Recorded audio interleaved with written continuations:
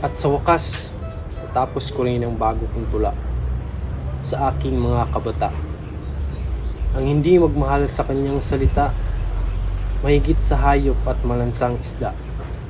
Kaya ang marapat pagyamaning kusa na tulad ng inang tunay na nagpala.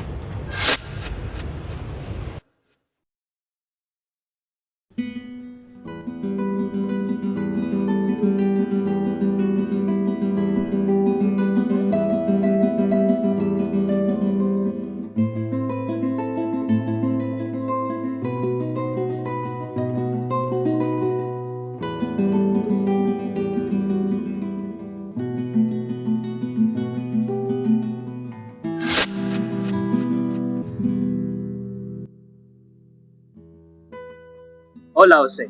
Bienvenido, gente, por favor. Buen día, señor. Hablemos de las reformas que debemos hacer, José. ¿Reformas? Sí, señor. Sí, la gente sufre, pero ¿qué podemos hacer? El gobierno aquí no nos escucha.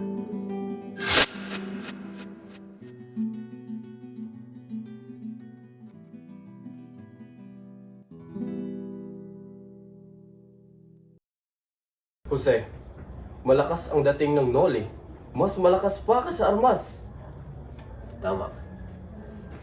Pero, ano ba talaga ang pakay mo, kaibigan? Reforma, edukasyon, at pantay na karapatan.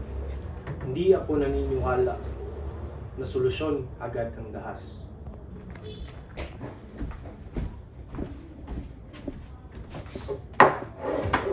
Jose, sobra na ang salita.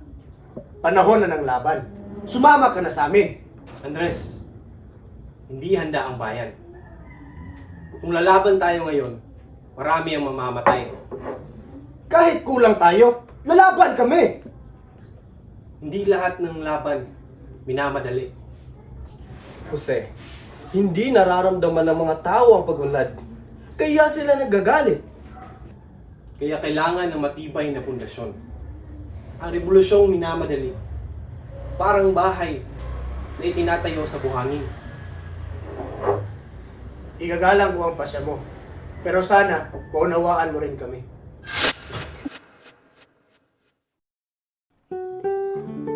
Sa wakas, ipininta ni Rizal ang ating katotohanan.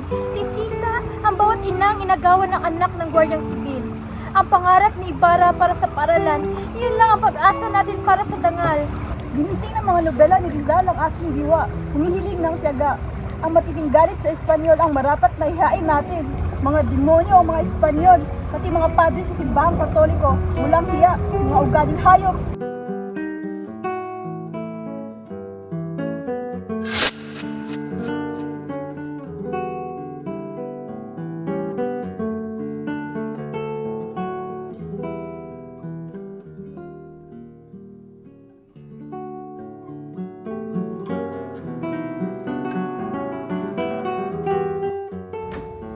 Hindi sapat ang manahimik habang inuubos ng abuso ang ating bayan. Kailangan may magsalita. Ang magsalita ba ay dapat para makamit ng Pilipino ang kalayaan? Hindi ba ninyo batid na kailangan nating lumaban? Maaring iwasan muna natin ang himagsikan. At ihatid natin ang mensahe sa mga Pilipino. At baka makinig rin ang mga Espanyol sa ating hinaing. Jose, tapos mo na ba ito? Ang tapang mo talaga. Jose, hindi ka ba takot? Kapag nalaman ng mga praile, baka hulihin ka. Kung hindi ko isusulat, sino ang magbubukas ng mga mata ng mga tao? Hindi ito tapang, kundi tungkulin. Pero Jose, delikado ka na. Bakit mo ba pinipilit? Mas nakakatakot ang katahimikan kaysa panganib. Mga pahayaan po.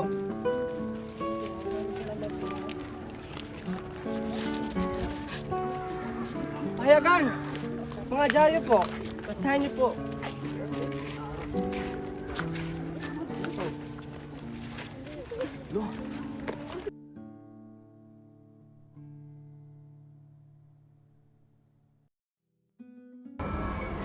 Encuentren cada kopya.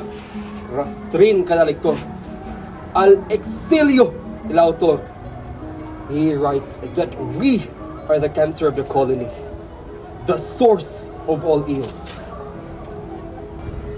Es una declaración de guerra contra el ONA. Establecido. We will show no mercy. This man is too dangerous. Jose Rizal, bastardo, sent to destroy the holy faith. He marks the cloth site disobedience, fills the head of these natives. Bimeno liberal el lebro, Devi el comado. This novel is subversive and anti-clerical.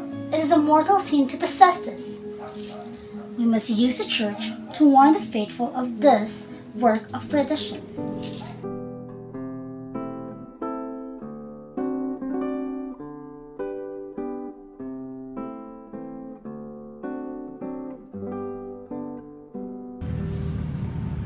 Mahalaga na mahalin natin ang sariling wika natin. Ang wikang Pilipino. Dahil tayo ay Maestro! Bakit kahit pinatapon na kayo dito, tinutulungan niyo pa rin kami? Hindi ba kayo galit sa ginagawa ng Kastila? Maestro! Maestro! Tulungan niyo po kami, si inay may sakit. Doktor, wala kaming pangbayad. Pero nahirapan nang huminga si ina. Huwag mo lang isipin magmayad. Ang malaga ay gumaling siya.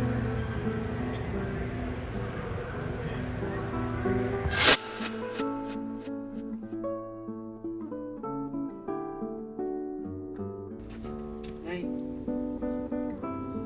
makakakita ka na ng maayos.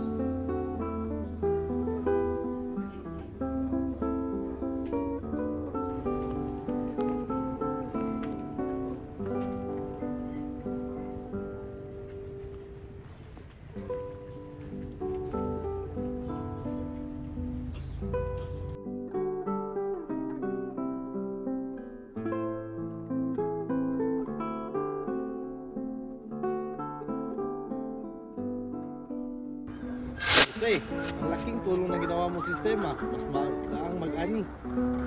Maestro, pinaganda mo ng gusto ang dapitan dahil sa iyong tinanim na halaman at puno.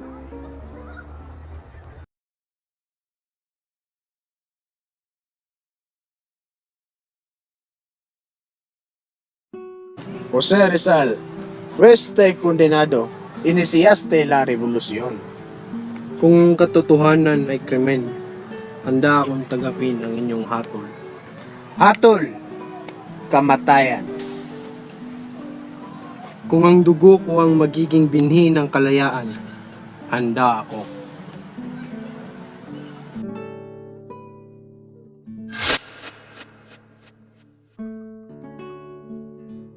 Consumatum est.